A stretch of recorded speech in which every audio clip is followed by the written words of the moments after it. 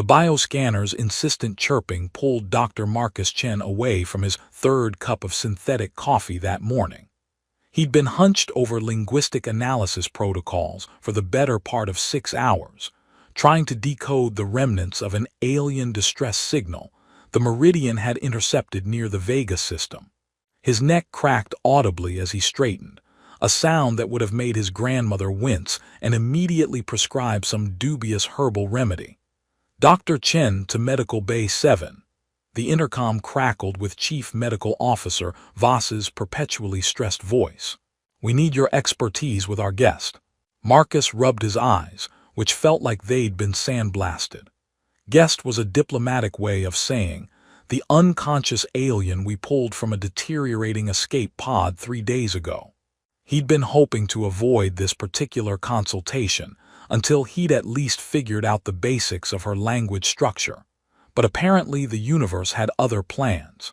The corridors of the Meridian hummed with their usual symphony of life support systems, quantum processors, and the occasional curse from engineering when something inevitably broke down. Marcus had grown fond of these sounds over his 2 years aboard the research vessel. They reminded him that despite being millions of kilometers from Earth, humans were still fundamentally the same. They complained about broken equipment and drank too much coffee. Medical Bay 7 was tucked away in the ship's xenobiology section, a sterile white space that somehow managed to feel both cutting-edge and vaguely uncomfortable. Dr. Voss stood beside a biocontainment field, her silver hair pulled back in its customary bun that looked severe enough to violate several physics laws. "She's been conscious for about an hour," Voss said without preamble. "Vitals are stable, but she won't respond to any of our communication attempts. We tried the universal translator, but it's giving us nothing but static and what I'm pretty sure are recipe suggestions." Marcus peered through the containment field's shimmering barrier.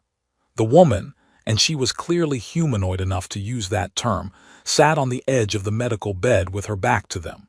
Her most striking feature was immediately apparent: elongated, pointed ears that extended several inches beyond what any human possessed. Her hair was a deep auburn that caught the medical bay's lighting in an almost ethereal way, falling in waves past her shoulders. "Have you tried the standard greeting protocols?" Marcus asked, pulling up his portable linguistic interface. "Everything in the database. She just sits there and stares at the wall. Occasionally she makes these soft sounds, but the translator can't make sense of them." As if summoned by their conversation, the woman turned toward them. Marcus felt his carefully prepared professional demeanor take a small but noticeable hit. Her face was undeniably beautiful in a way that transcended species: high cheekbones, large eyes that seemed to hold depths of intelligence, and features that managed to be both delicate and strong. But it was the expression of profound loneliness that made his chest tighten unexpectedly. "Let me try," he said, adjusting the containment field to allow audio communication. "Sometimes it's not about the words, but the intent behind them."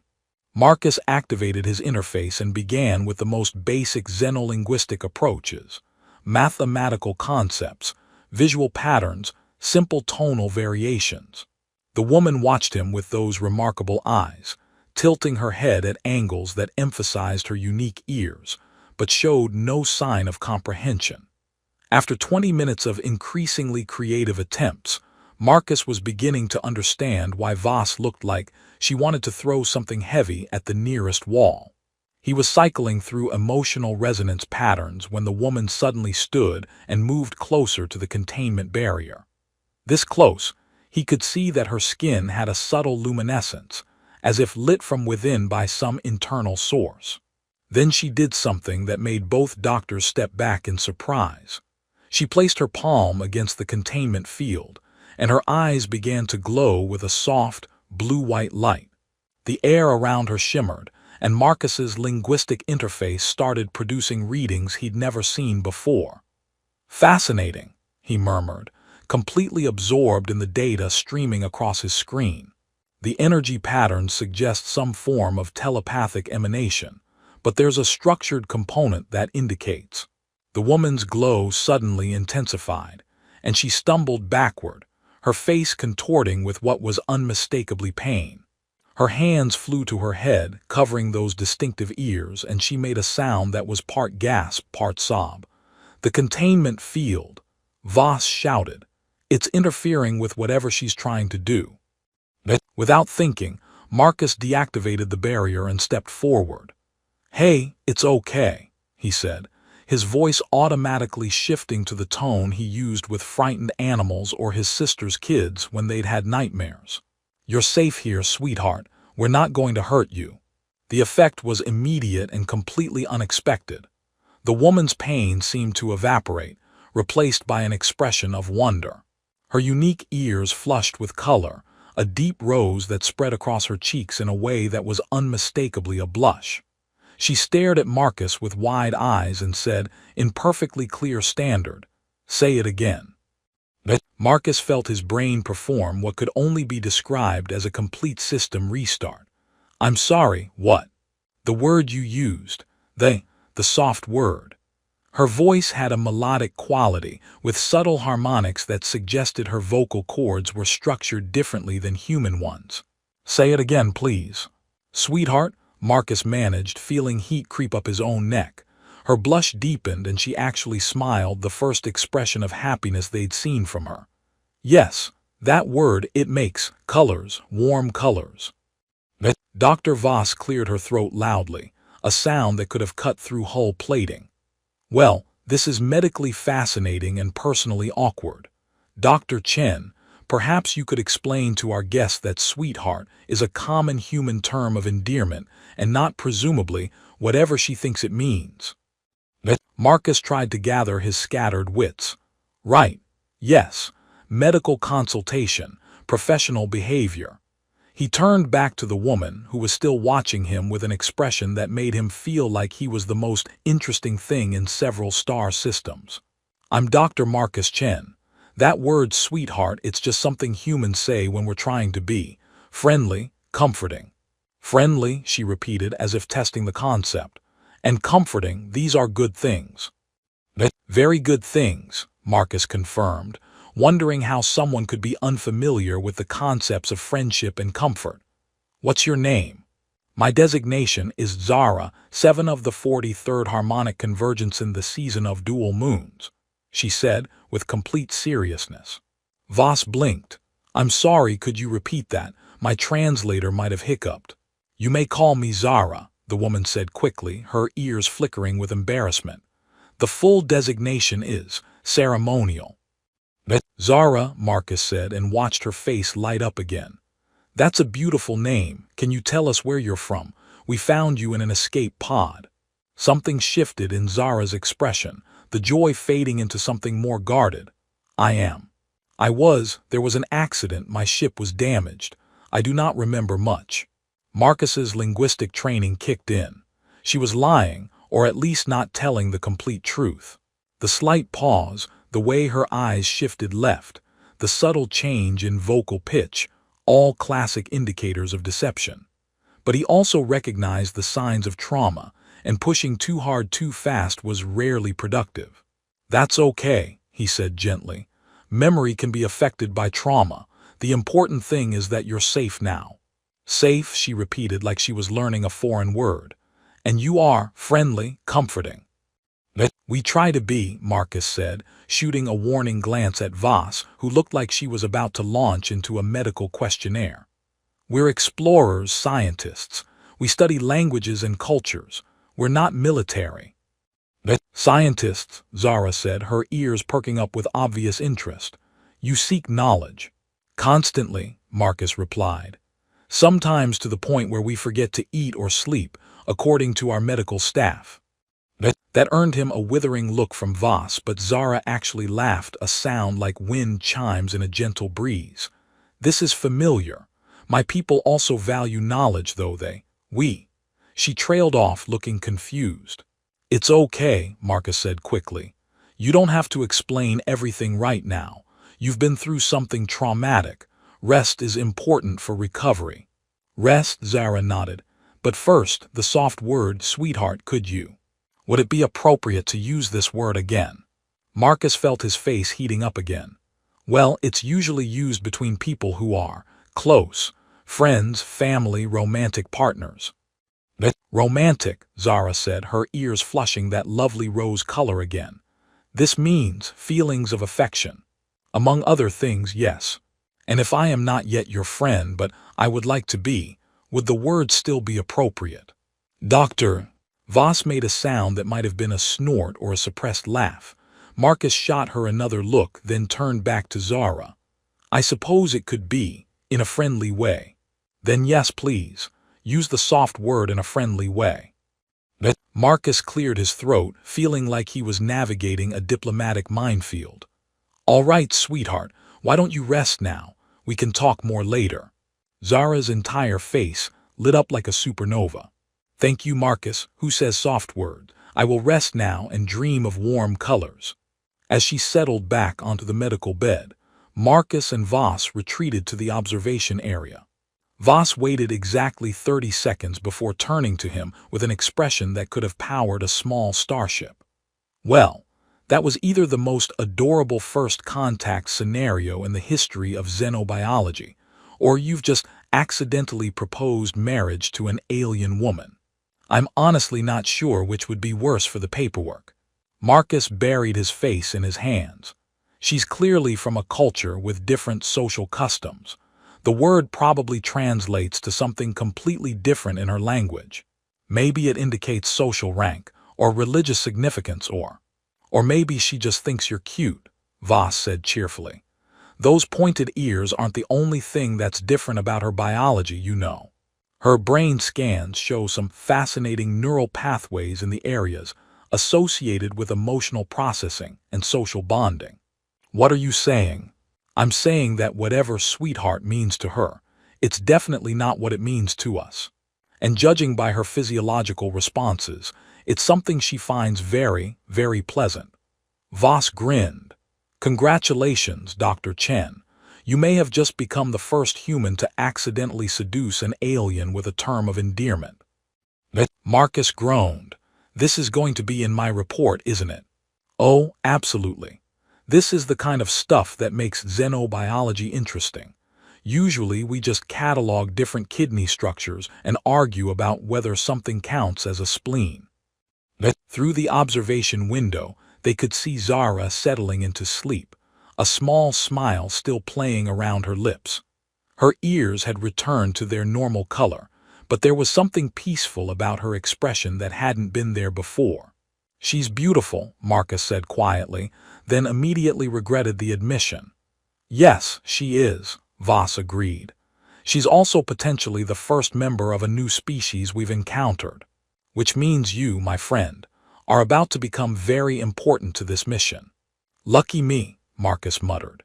Indeed. Now, I suggest you go get some real sleep, because tomorrow you're going to start learning everything there is to know about Zara 7 of the impossibly long name. And something tells me that's going to be more complicated than either of us expects. As Marcus headed back to his quarters, he couldn't shake the image of Zara's face when he'd called her sweetheart, or the way her ears had flushed that soft rose color. Whatever he'd stumbled into, it was definitely going to be more than just a linguistic consultation. Behind him, the medical bay systems hummed quietly, monitoring the sleep patterns of their unusual guest.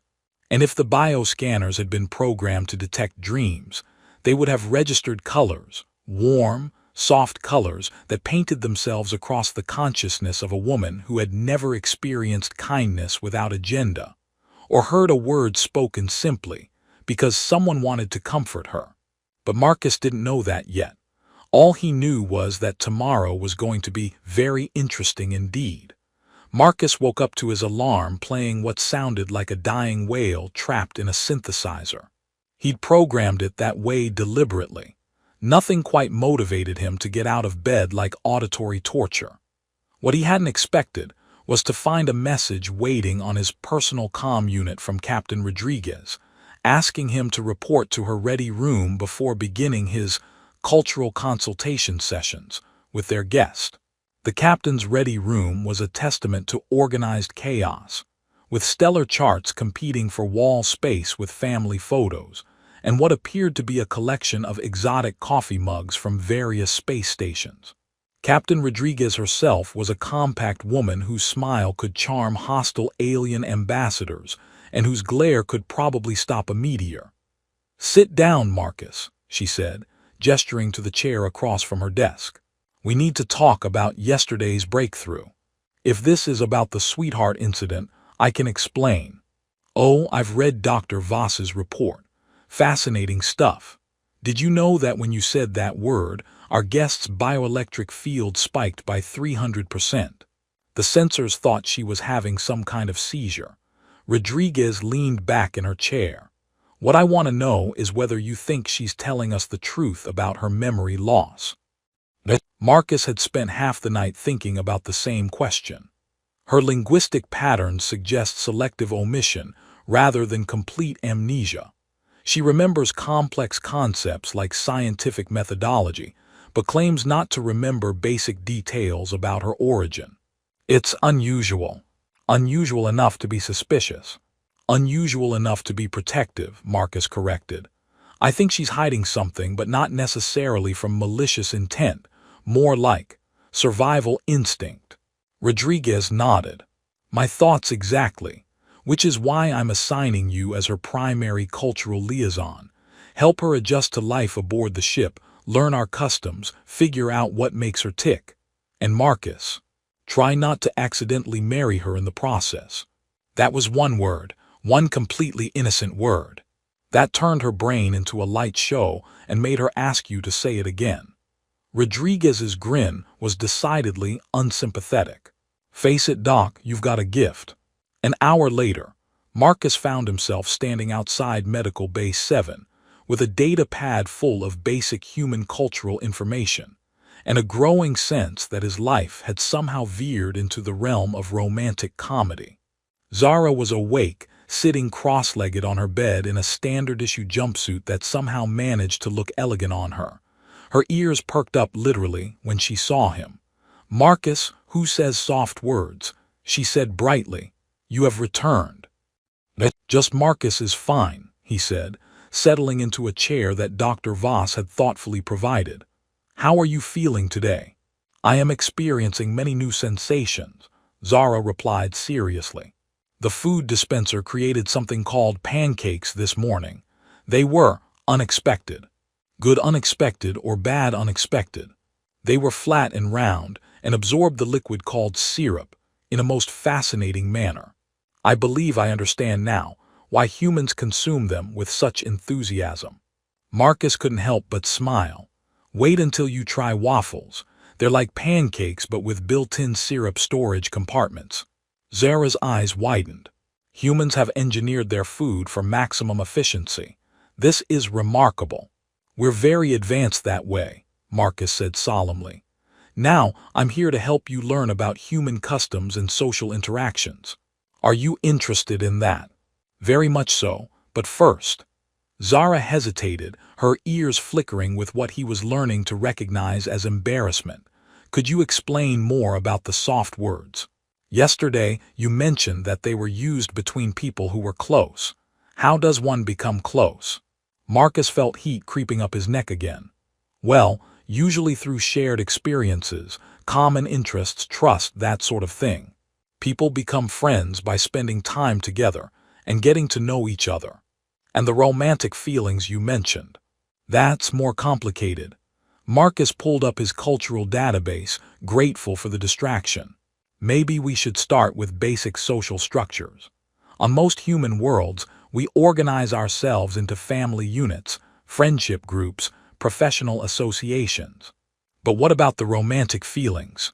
Zara pressed, leaning forward with an intensity that made her eyes seem to glow slightly. Marcus cleared his throat. "Romance is when two people develop strong emotional and often physical attraction to each other. They enjoy spending time together. They care about each other's well-being. They often use terms of endearment. Like sweetheart. Like sweetheart." Zara nodded thoughtfully. "And this is considered pleasant." Very pleasant when it's mutual. Mutual, she repeated, meaning both people experience these feelings. Exactly. Zara was quiet for a moment, her head tilted in that characteristic way. On my world, we do not have this concept. We have different methods of connection. What kind of methods? For the first time since he'd met her, Zara looked genuinely uncomfortable. We share thoughts directly. There is no need for individual feelings. The collective determines compatibility, assigns partnerships for optimal genetic and social outcomes. Marcus felt a chill run down his spine. You mean arranged marriages? Not marriages as you would understand them. More like temporary biological partnerships for specific purposes. When the purpose is fulfilled, the connection is severed. Zara's ears drooped slightly. It is very efficient. But what about choice? What about love? What is love? The question was asked with such genuine curiosity that Marcus found himself completely derailed. How did you explain love to someone who had never experienced it? He found himself thinking about his parents, who still held hands after 30 years of marriage, or his sister's face when she talked about her husband, or the way his grandmother's eyes lit up when she talked about his grandfather, even 5 years after his death. Love is. He started, then stopped.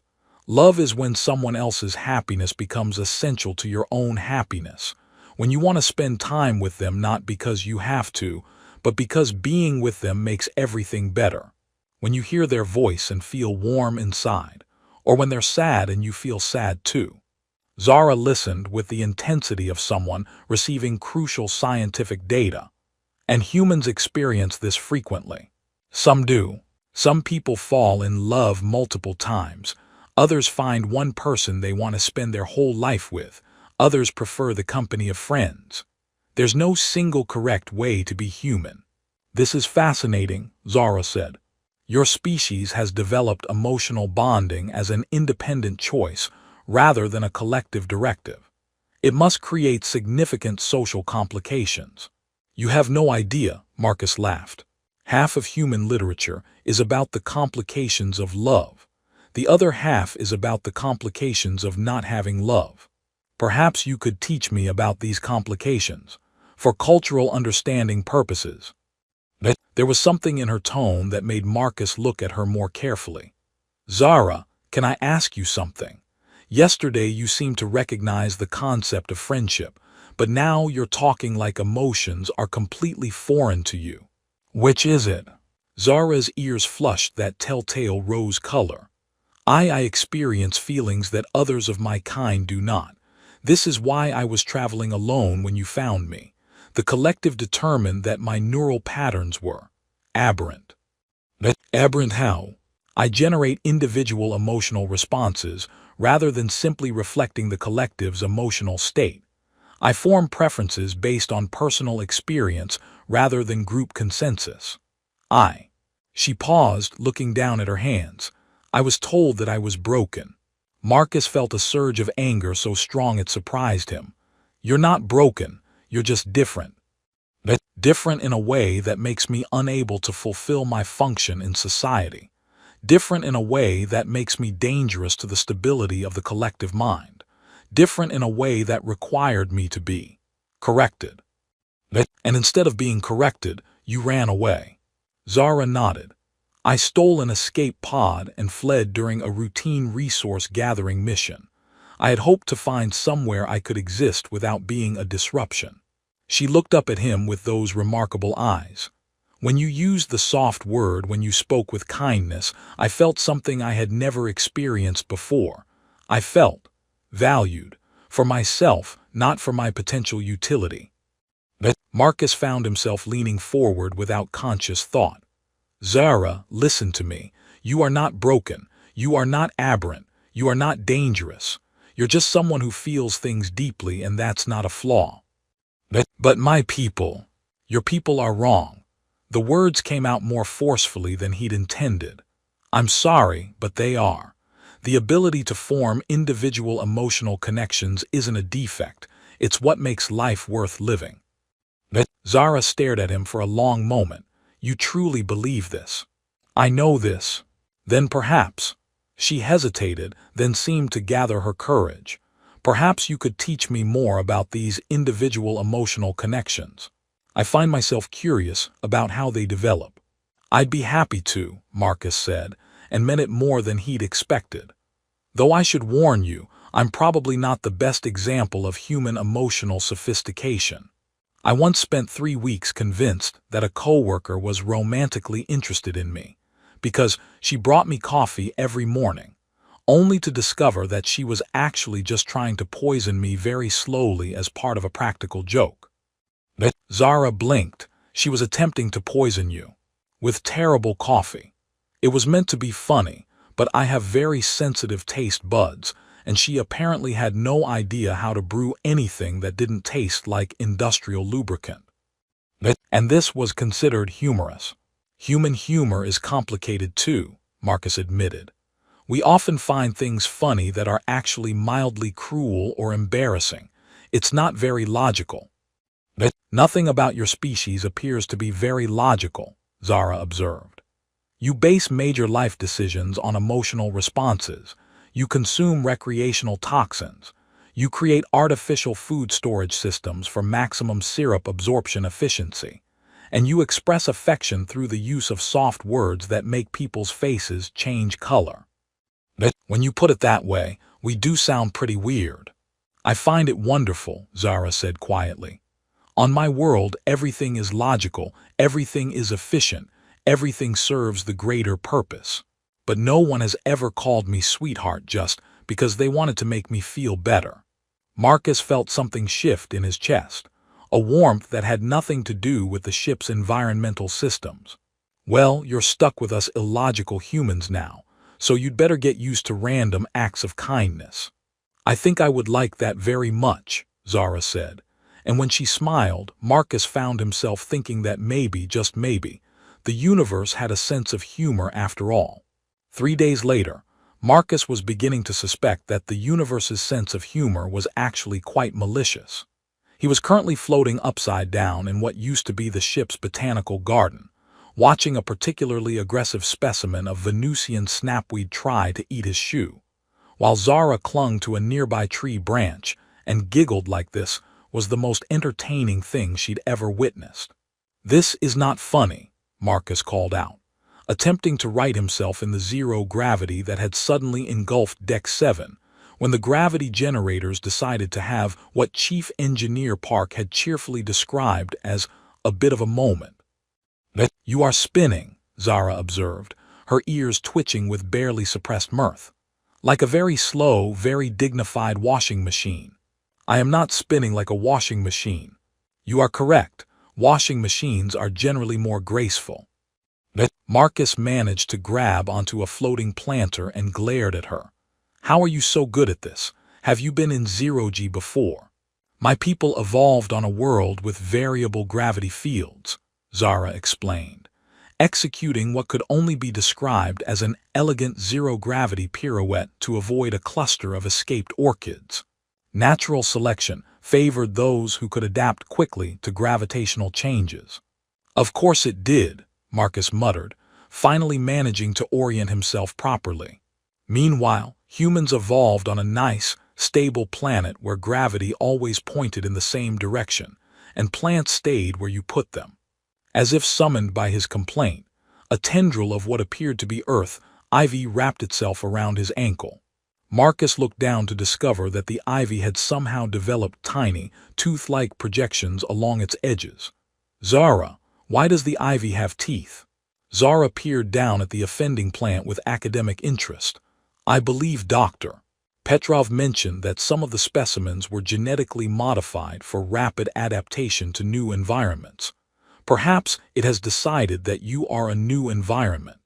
"That's not reassuring." "On the positive side, it seems to find you quite habitable." Marcus was about to respond when the lights flickered, and the ship's general alarm began its distinctive 3-tone warning.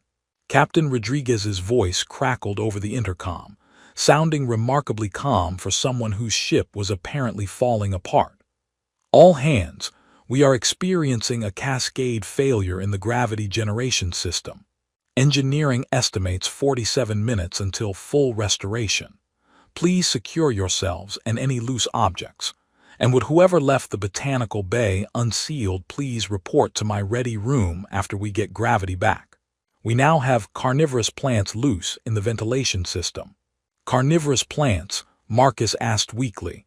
Dr. Petrov's experiments have been ambitious, Zara said diplomatically, though I believe the correct term is omnivorous. They appear to enjoy both plant and animal matter. That's worse, only if you are made of organic compounds. I am made of organic compounds. Then perhaps we should focus on reaching the emergency station before the plants become more motivated. The emergency station was located on the far side of the botanical bay, past what was now a floating jungle of increasingly active plant life. Marcus watched a cluster of cherry tomatoes drift past, their vines writhing in a way that tomatoes definitely should not writhe. I don't suppose your people developed any useful plant management techniques along with the gravity adaptation, he asked hopefully. We learned to run very quickly. Not helpful in zero gravity. No, but we also learned to think creatively under pressure. Zara pointed toward a section of the bay where the emergency station's red beacon was visible through a tangle of floating vegetation. There. We need to reach that beacon. Right, simple enough. Just navigate through a zero-gravity obstacle course of genetically modified plants that want to eat us. When you phrase it that way, it does sound challenging. Marcus pushed off from his planter, aiming for a clear patch of space near the center of the bay. He made it approximately 3 meters before a hanging vine snagged his shoulder and spun him off course toward what appeared to be a very large, very purple flower with an unsettling number of stamens. Zara, help! She launched herself from her tree branch with a grace that made Marcus feel even more like a flailing amateur. In one fluid motion, she caught his arm, redirected his trajectory, and somehow managed to make the whole thing look like an elaborate dance move. Thank you, Marcus gasped as they drifted toward a relatively safe area near the viewing port. You are most welcome, sweetheart. The word hit him like a small but pleasant electric shock. Did you just use the soft word in return? Yes, was this inappropriate? Marcus found himself grinning despite their predicament. No, it was perfect timing actually. I am learning that humans often use affectionate terms during stressful situations. Is this a survival mechanism? Something like that. Marcus looked around for their next handhold. Although usually the stress involves things like deadlines or traffic, not flying carnivorous vegetation. Your species leads remarkably sheltered lives. We like it that way.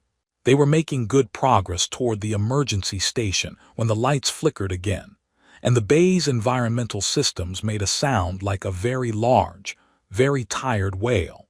Suddenly, every plant in the bay began glowing with a soft, pulsing light. That's new, Marcus observed.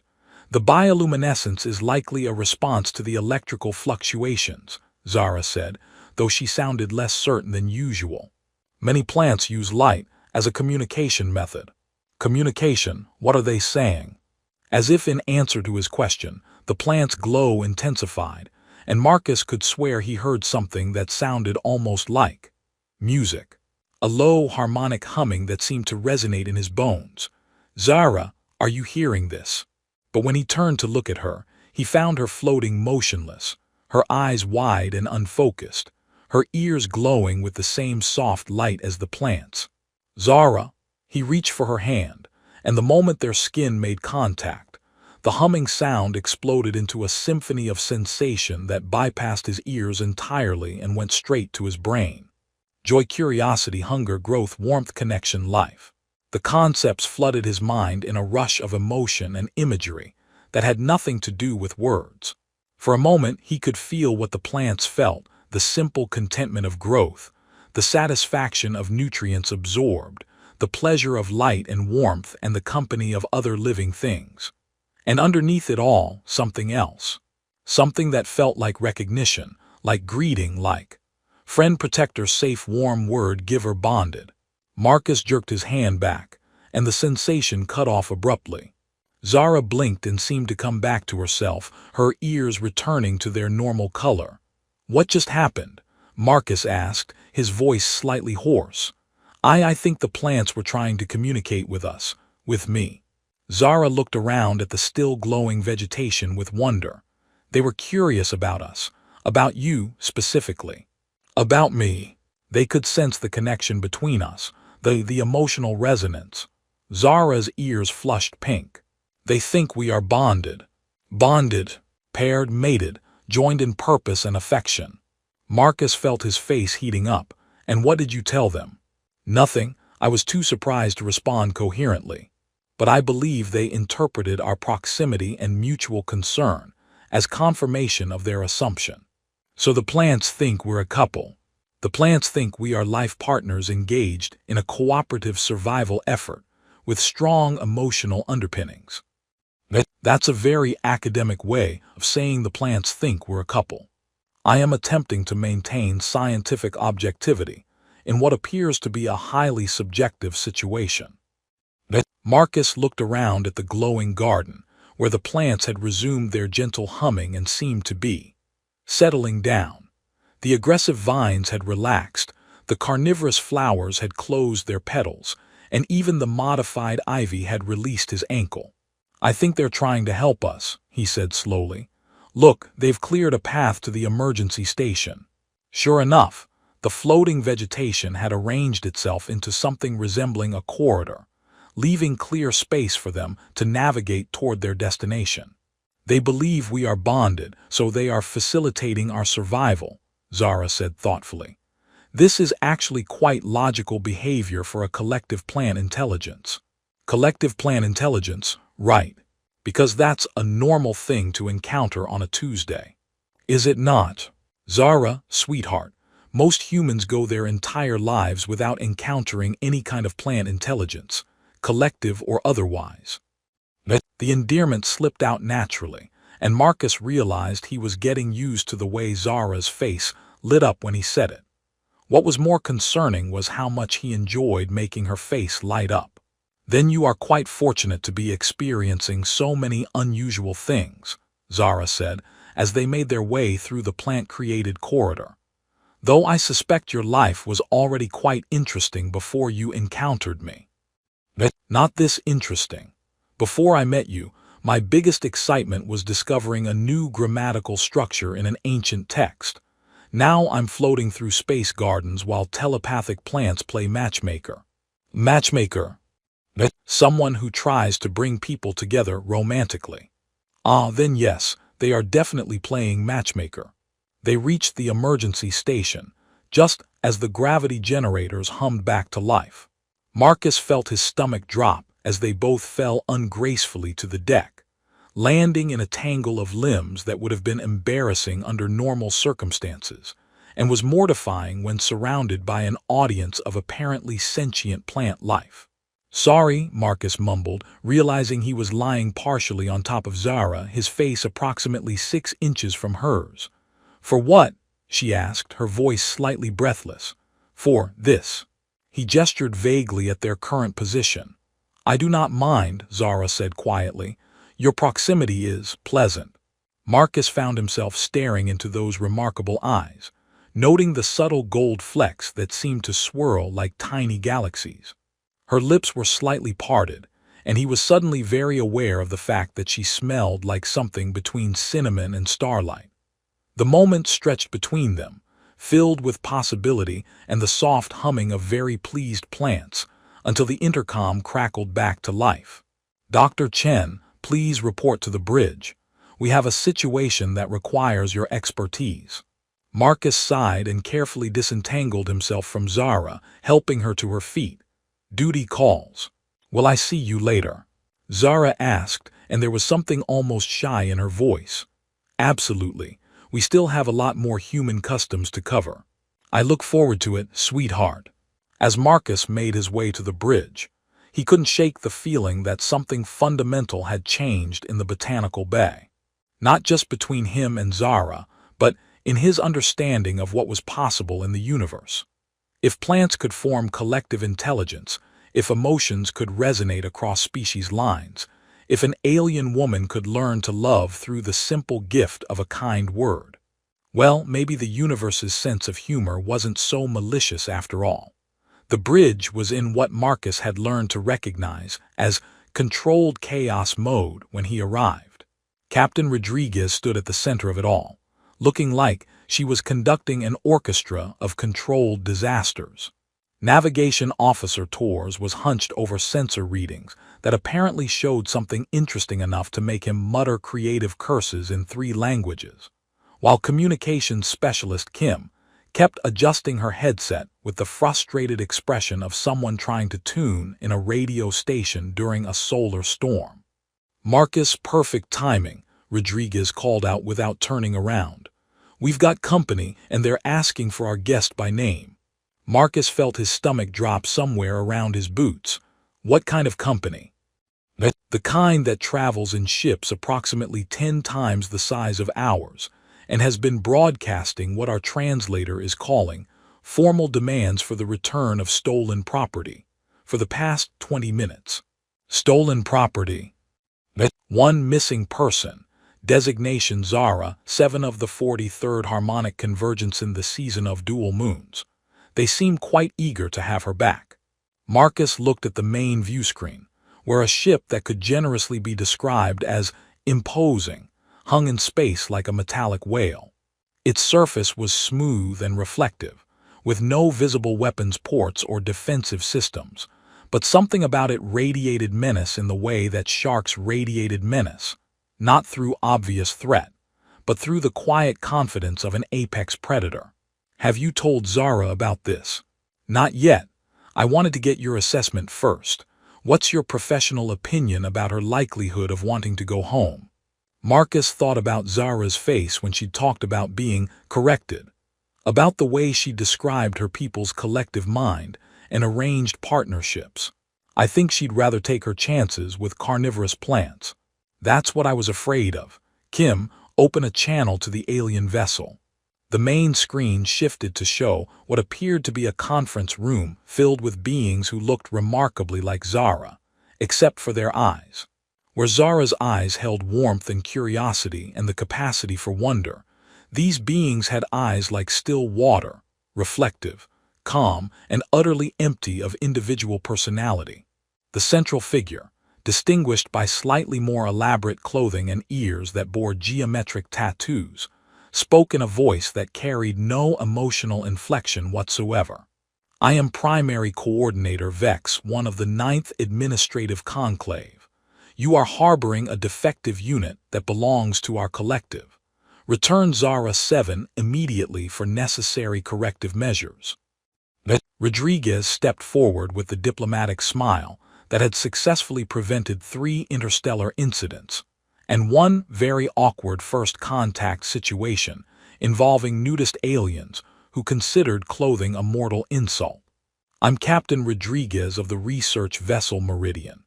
Zara 7 is currently recovering from injuries sustained when we found her in a damaged escape pod. As soon as our medical staff clears her for travel, we'll be happy to discuss her return." Medical clearance is irrelevant. Zara 7 is property of the collective and will be retrieved regardless of her physical condition. Her defective neural patterns require immediate correction before they can contaminate other units. Marcus felt anger spike through his chest. She's not property and she's not defective. The aliens on the screen turned their collective attention to him with the synchronization of a school of fish changing direction. It was deeply unsettling. "You are the human who has been interfacing with the defective unit," Vex once said. "Your emotional resonance patterns have been detected in proximity to Zara 7. This contamination has accelerated her deterioration." "I'm sorry, contamination. Individual emotional responses are a mental illness that spreads through direct contact with infected individuals. Your species appears to be chronically infected with this condition." Rodriguez stepped smoothly between Marcus and the screen before he could say something diplomatically unfortunate. "Perhaps We could arrange a meeting to discuss this situation in person. I'm sure we can find a mutually acceptable solution. There is only one acceptable solution. Return Zara 7 within 6 standard hours, or we will retrieve her by force. The communication cut off, leaving the bridge in tense silence broken only by the gentle hum of life support systems and Tor's creative multilingual cursing. Well, Rodriguez said finally, that could have gone better. They think emotions are contagious, Marcus said, still processing what he'd heard. They think I've infected Zara with feelings. And apparently they think that's bad enough to justify military action, Rodriguez replied grimly. Kim, get me a complete scan of that ship. I want to know what we're dealing with. Tors, plot a course to the nearest Federation outpost, just in case we need to run very quickly. Captain, Marcus said slowly, I need to talk to Zara. She needs to know what's happening. Agreed, but Marcus, don't make any promises we can't keep. Marcus found Zara in the observation lounge, staring out at the stars with an expression of profound melancholy. She turned when she heard him enter, and her face immediately brightened in a way that made his chest feel tight. Marcus, I was hoping you would visit. I have been practicing human emotional expressions. Observe. She arranged her features into what was clearly meant to be a smile, but looked more like someone trying to solve a complex mathematical equation. How was that? Terrifying, Marcus said honestly. But don't worry, emotional expressions take practice. I see. Perhaps you could demonstrate the correct technique. Zara, we need to talk. Your people are here. The effect was immediate and devastating.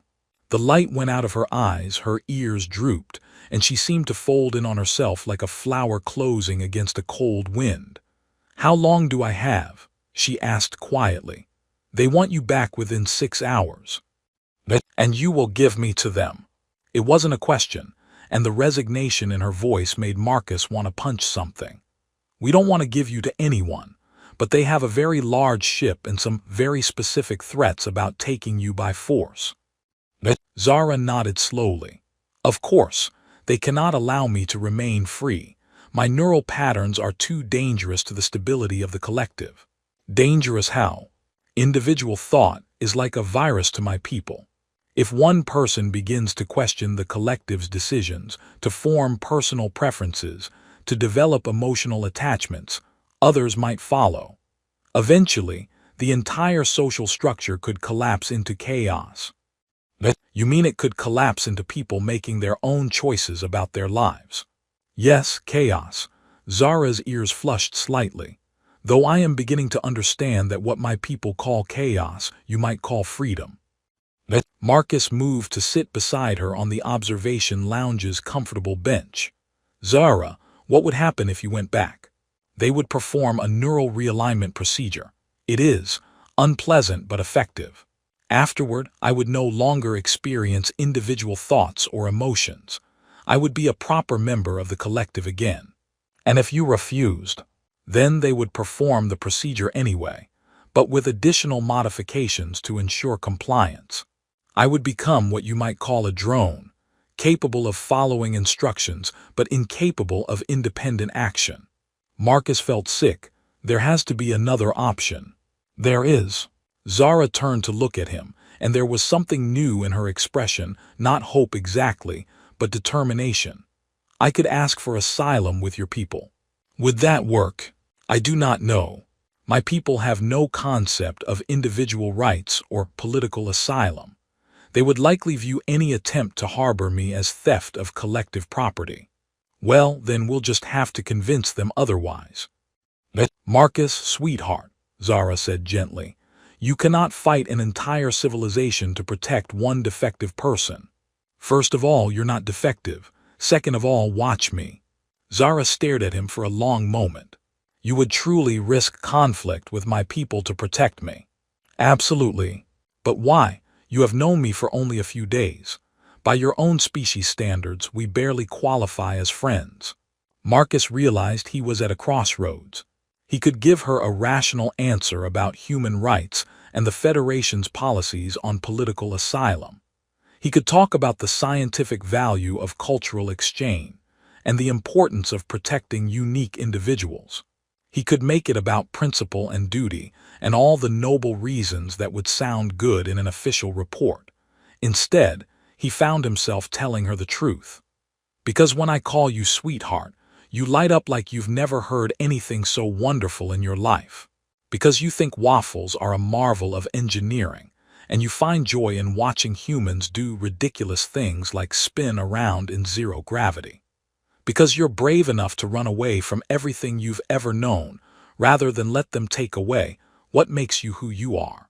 He paused, then added quietly, and because the idea of them turning you into someone who can't feel happiness makes me want to declare war on the entire universe. Zara was very still for a moment. Then, to his complete surprise, she started to laugh. Not the gentle wind chime sound he was used to, but real, helpless laughter that made her eyes water and her ears flush pink. "I'm sorry," Marcus said, confused. "I didn't mean to be funny." "You are not funny," Zara gasped, still laughing. "You are wonderful and ridiculous and completely impossible, and I think I am beginning to understand why humans write so much literature about the complications of love." "Oh," Marcus said, and felt his world tilt slightly on its axis. "Oh. Yes, oh," Zara said, wiping her eyes. "Marcus, I need to tell you something important about my people's neural realignment procedure." "What about it?" "It does not simply remove individual thought and emotion. It removes the capacity for individual thought and emotion.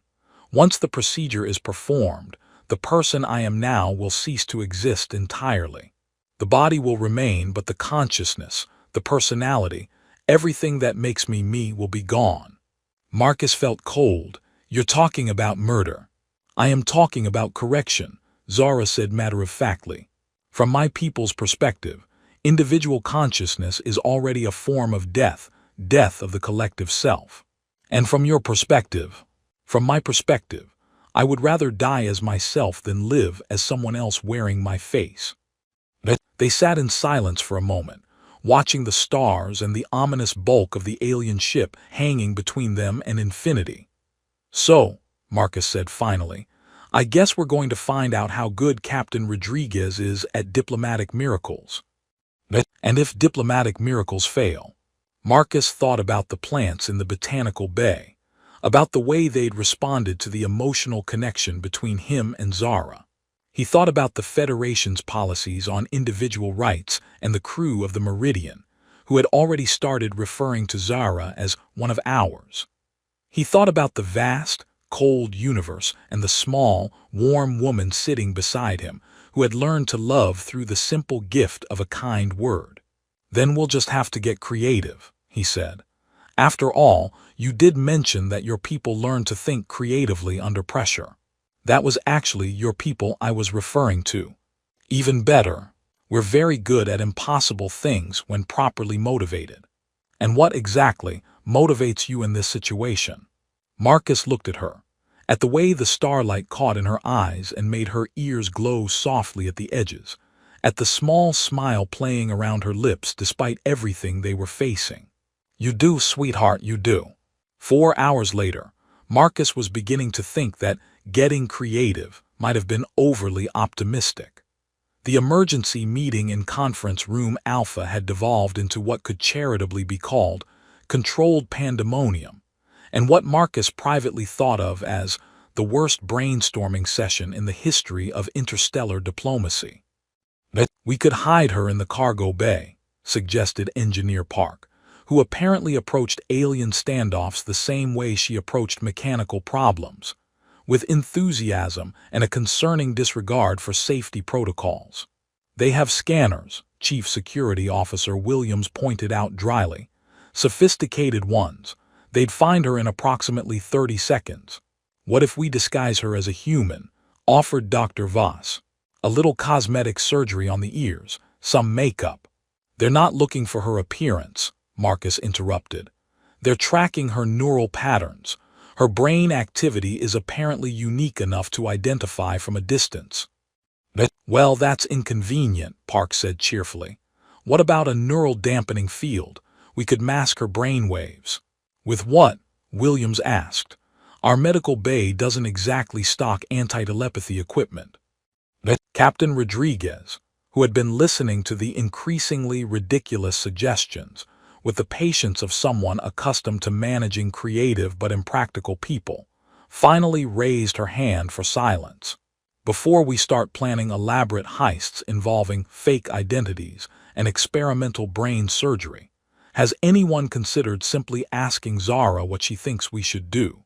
The room fell silent. Marcus felt heat creep up his neck. I should have thought of that.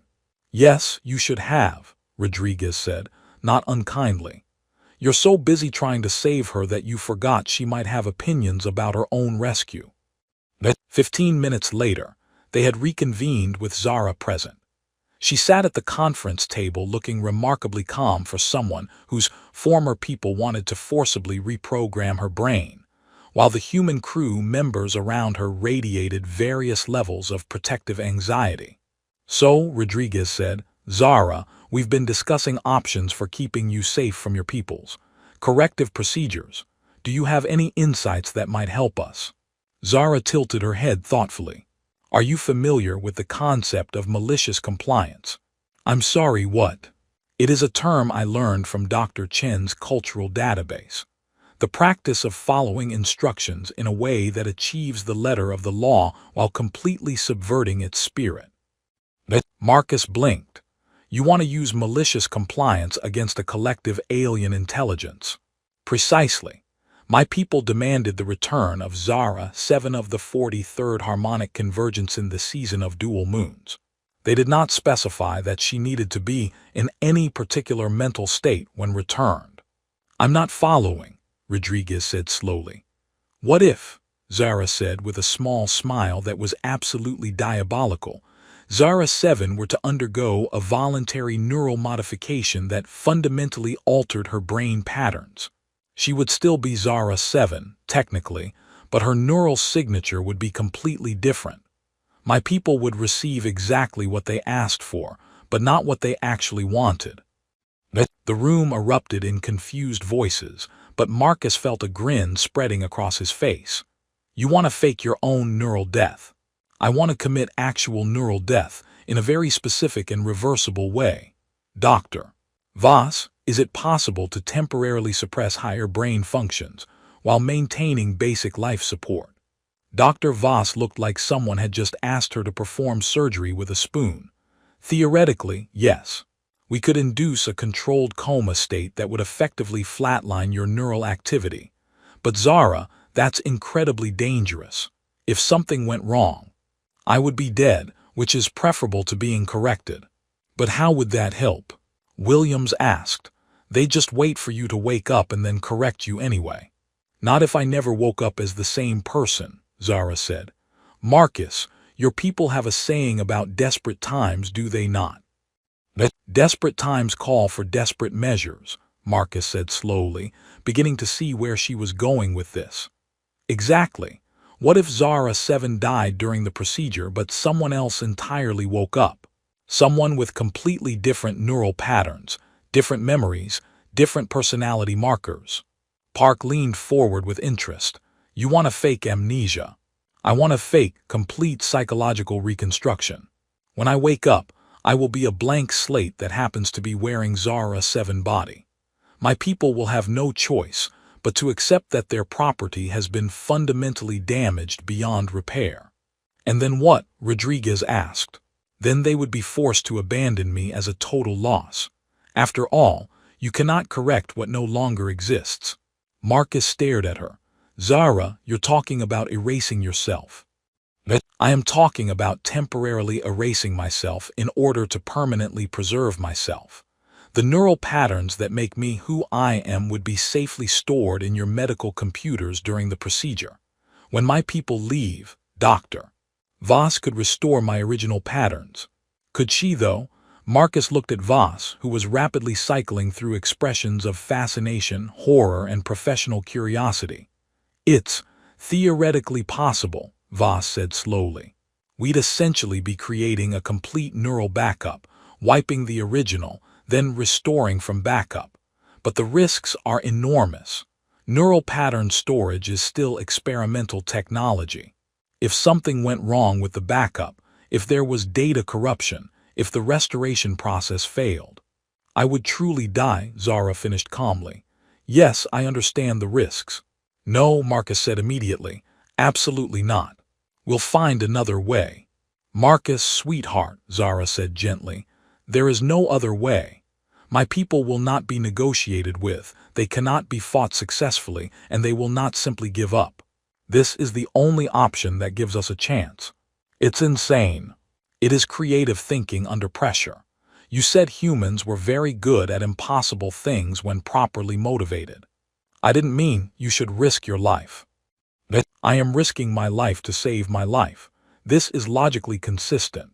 Marcus looked around the table for support, but found the other crew members looking thoughtful rather than horrified. You're all actually considering this. It's not the craziest plan we've ever attempted, Park said cheerfully. Remember the time we convinced those space pirates that we were a religious vessel by playing Christmas carols at high volume? That's not remotely the same thing. You're right, Williams said. This plan might actually work. Dr. Voss, Rodriguez said, what would you need to make this happen? Time to set up the neural storage equipment, a very steady hand and probably several drinks afterward, Voss replied. Also, we'd need to make the procedure look convincing to external observers. Zara's people would be monitoring her vital signs. Actually, Zara said, they would be monitoring my neural resonance patterns, if those patterns simply stopped. During what appeared to be a medical emergency, they would assume that the stress of capture had caused a complete psychological breakdown, which happens frequently with defective units. Marcus asked, hating the terminology but recognizing its importance. More frequently than my people care to admit, individual consciousness is apparently quite fragile when subjected to forced reintegration procedures. So your people have seen this before, Rodriguez said slowly. Neural collapse during attempted correction. It is considered an unfortunate but acceptable side effect of the process. They would not be surprised, merely disappointed at the waste of biological resources. Marcus felt sick. They're really willing to just throw you away. Marcus, they were willing to throw me away when I was fully functional. This would simply make the disposal more convenient for them.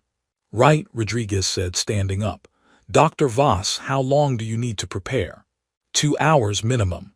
Possibly 3 if I want to do this, without accidentally lobotomizing our patient. I would prefer not to be lobotomized, Zara said seriously. It sounds unpleasant. You be unconscious, Voss pointed out.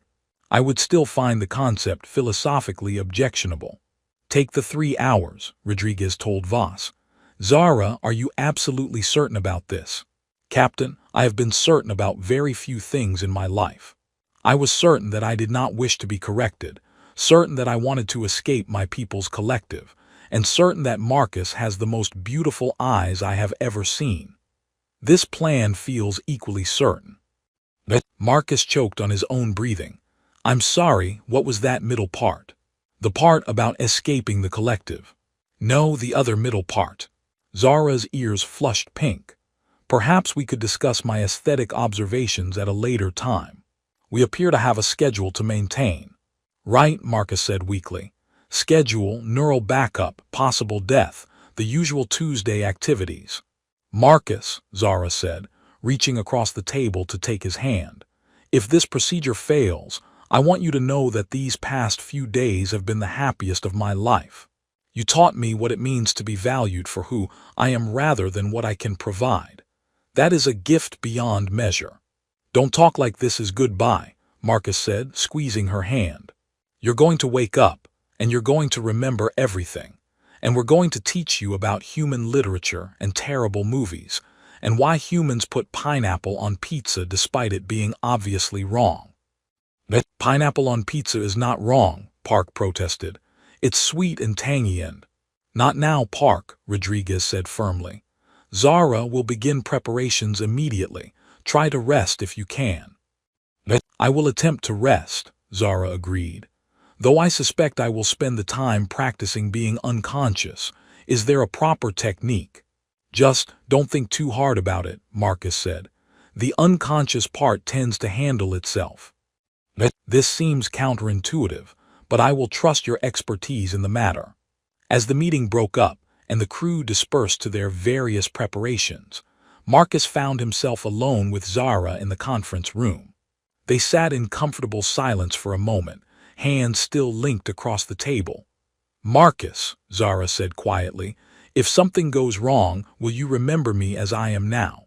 Not as Zara, 7 of the impossible designation, but as someone who learned to love because a kind human called her sweetheart. Nothing is going to go wrong, Marcus said firmly. But yes, I'll remember you exactly as you are. Good. And Marcus, yes, when I wake up and remember everything, would it be appropriate to tell you that I love you?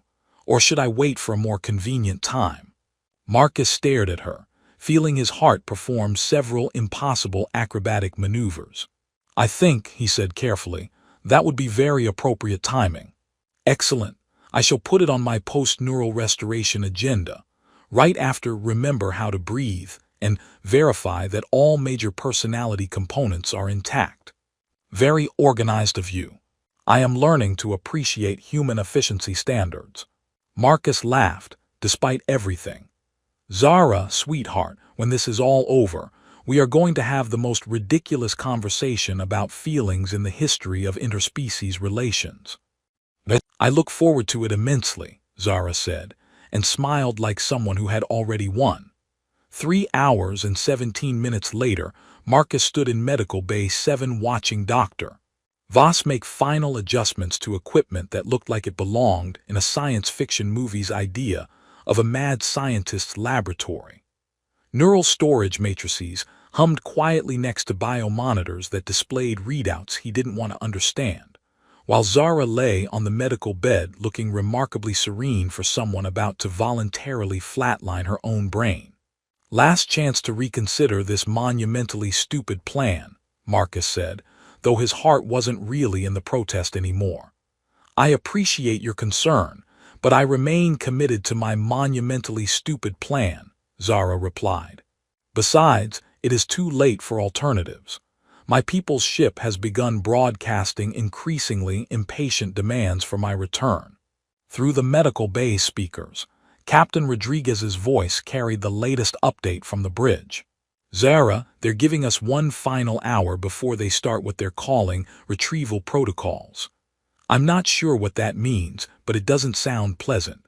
It means they will attempt to beam me directly from your ship to theirs, Zara said calmly. The process is somewhat traumatic for the individual being retrieved, but my people consider minor cellular damage an acceptable cost for efficiency. Minor cellular damage. Dr. Voss looked up from her equipment with alarm. What kind of minor cellular damage? Nothing fatal, merely painful, and occasionally results in temporary memory loss, muscle spasms, or spontaneous combustion. Spontaneous combustion is not minor, Marcus protested. It is very minor if you survive it, Zara pointed out reasonably. That's technically true but also completely insane. Marcus, sweetheart, I believe we have established that insanity is a recurring theme in our relationship. Dr. Voss cleared her throat. Speaking of insanity, we're ready to begin the procedure. Zara, are you absolutely certain about this? Dr. Voss, I have never been more certain of anything in my life. Well, except for my certainty that Marcus has beautiful eyes, but that is a different category of certainty entirely. Marcus felt his face heating up. Could we maybe focus on the life-threatening medical procedure instead of my allegedly beautiful eyes? They are not allegedly beautiful, Zara said seriously. They are empirically beautiful. I have conducted extensive observational research. Extensive observational research. I have been staring at them for 3 days. This constitutes a thorough scientific study. Okay, you too, Dr. Voss interrupted. We can discuss Marcus's ocular aesthetics after we fake Zara's neural death. Zara, I need you to count backward from 10 as the anesthetic takes effect. 10, Zara said, her eyes fixed on Marcus. 9, 8. Marcus, if I do not remember you when I wake up, please remind me that I think you are wonderful. 7, 6. Also remind me about waffles. 5. They are apparently marvels of engineering. 4, 3. I love you, Marcus Chen. 2. Her eyes fluttered closed, and the biomonitors shifted to display the steady rhythms of deep unconsciousness. Marcus found himself holding his breath as Dr. Voss began the delicate process of mapping and storing Zara's neural patterns. Neural scan complete, Voss announced after what felt like several years, but was probably only 20 minutes. Beginning pattern storage now. The neural storage matrix came alive with swirling patterns of light that somehow seemed both beautiful and terrifying. Marcus watched what was essentially Zara's consciousness being translated into streams of data, and tried not to think about how many ways this could go catastrophically wrong. Storage complete, beginning neural suppression sequence. The biomonitors began showing dramatic changes as Zara's higher brain functions systematically shut down. Her neural activity dropped to barely detectable levels, and the readings that had shown the unique patterns of her individual consciousness flatlined into the steady, empty rhythms of a mind that was no longer truly present. Jesus, Marcus whispered. Neural suppression complete, Dr. Voss said quietly. As far as any external scanner is concerned, Zara 7 has just experienced complete psychological collapse. Her body is alive, but her mind is essentially gone. On cue, the intercom crackled with Captain Rodriguez's voice. Medical Bay were being scanned by the alien vessel. There. Oh my. They're requesting immediate transport of Zara's body to their ship for disposal. Marcus felt his stomach clench. Disposal. They consider her a total loss, came Rodriguez's reply. Apparently, neural collapse during stress makes the biological unit unsuitable for any purpose, including correction. They want to collect the body for what they're calling organic recycling. That's horrible, Dr. Voss muttered. That's perfect, Marcus said grimly. They don't want to fix her anymore. They just want to throw her away. We're going to allow the transport, Rodriguez continued. Voss, how long before you can safely attempt restoration? I need at least 6 hours to ensure the neural pathways are stable enough for pattern reintegration, Voss replied. Any sooner and we risk permanent damage. Understood. Prepare for transport in 60 seconds. Marcus looked down at Zara's peaceful face, her distinctive ears now pale and lifeless looking. This is insane. Completely insane, Dr. Voss agreed. Also brilliant if it works. And if it doesn't work, then we'll have learned something valuable about the limits of neural storage technology. That's not comforting. It wasn't meant to be. The transport beam engaged with a sound like singing crystal, and Zara's body dissolved into sparkling light. Marcus stared at the empty medical bed, feeling like a piece of his chest had just been carved out with a rusty spoon. She's gone, he said stupidly. Temporarily, Dr. Voss corrected. Her consciousness is right here. She gestured to the neural storage matrix, where patterns of light continued to swirl in complex, mesmerizing configurations. All we have to do is wait for her people to leave, then put her back where she belongs. 6 hours and 43 minutes later, Marcus was pacing the length of Medical Bay 7 for approximately the 1,000th time when Captain Rodriguez's voice announced the moment they'd all been waiting for. The alien vessel is departing. They've dumped Zara's body in an escape pod and launched it toward the nearest star. Apparently, organic recycling involves stellar incineration. Cheerful people, Doctor. Voss commented, making final preparations for the restoration procedure.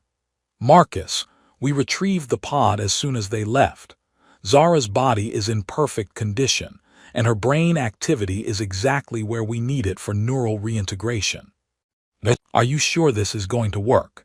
No, but I'm reasonably optimistic about our chances. Reasonably optimistic. Maybe 60-40 in favor of success.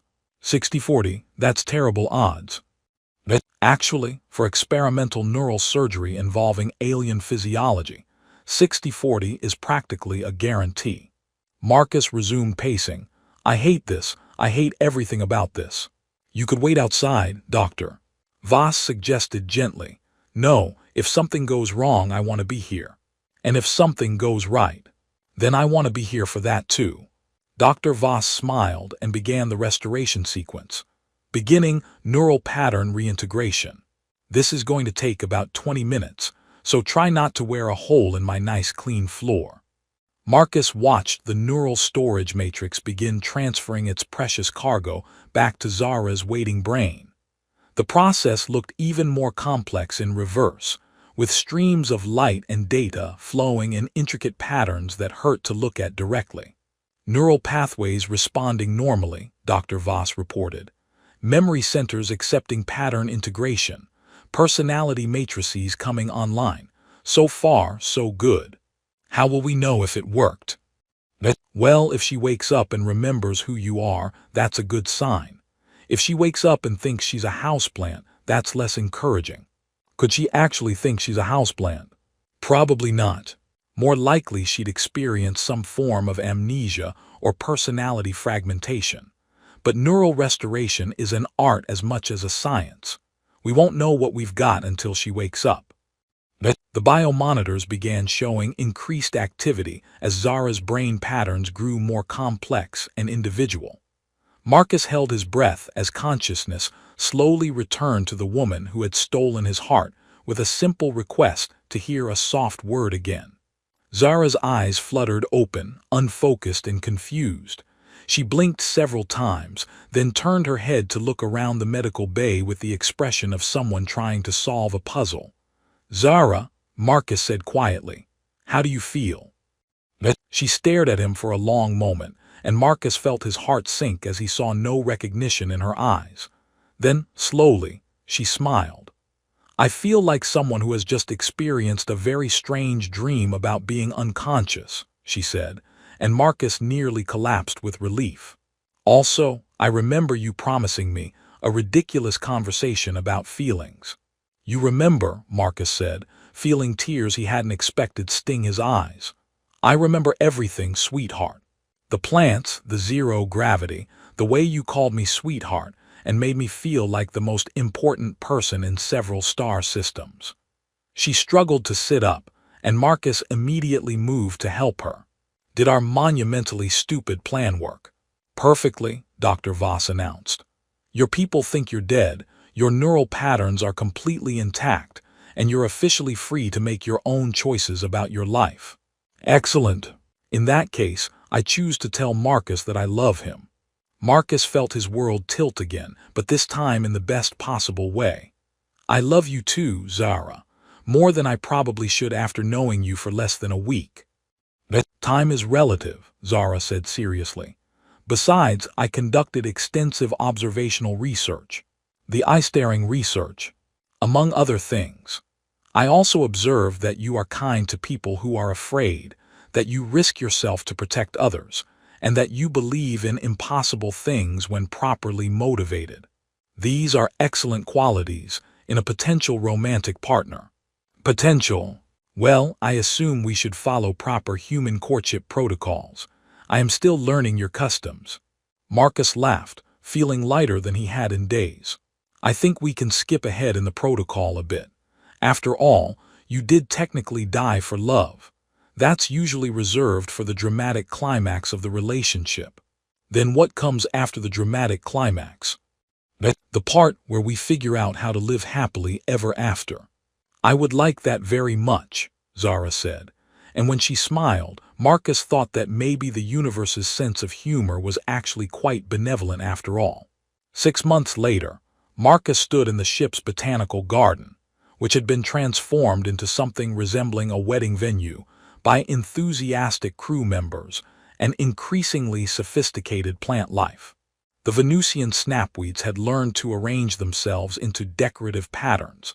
The modified ivy had developed the ability to produce flowers on command, and the cherry tomatoes had somehow taught themselves to glow in rhythm with music. You realize, Captain Rodriguez said, adjusting her formal uniform, "that I'm about to perform the first recorded interspecies marriage in Federation history." "No pressure," Marcus replied, tugging at his collar nervously. "Actually, that's not entirely accurate," Dr. Voss interjected from her position as unofficial wedding photographer.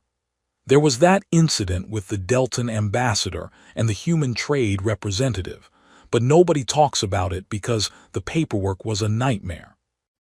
"Much more pressure," Marcus corrected. "Oh, stop worrying," Engineer Park called out from where she was making final adjustments to the ceremonial arch she'd constructed out of spare parts and sheer enthusiasm. "What's the worst that could happen? The plants could achieve sentience and object to the proceedings," Marcus suggested. On cue, the assembled vegetation rustled in what sounded distinctly like laughter. "I think they approve," Zara said, appearing at his side in a dress that Dr. Voss had somehow constructed out of fabric that seemed to shimmer with its own internal light. Her ears were decorated with small flowers that the garden's plants had apparently voted to provide, and she looked so beautiful that Marcus temporarily forgot how to breathe. "You look incredible," he managed. "You look nervous," she replied, taking his hand. "Are you having second thoughts about marrying an alien woman who technically doesn't exist according to her own people?" "Are you kidding? I'm marrying someone who learned to love through the power of a single kind word, who taught plants to play matchmaker, and who was brave enough to die and come back to life for the chance at happiness. I'm not nervous. I'm terrified I'm going to wake up and discover this was all an elaborate dream." "If it is a dream, it is a lovely one," Zara said, and kissed him softly while the plants hummed approval and the crew of the Meridian applauded. Later, after the ceremony and the celebration and the speeches that somehow managed to be both heartfelt and scientifically accurate, Marcus and Zara stood together at the observation deck, watching stars wheel past in the ancient dance of the cosmos. "Do you ever regret it?" Marcus asked quietly.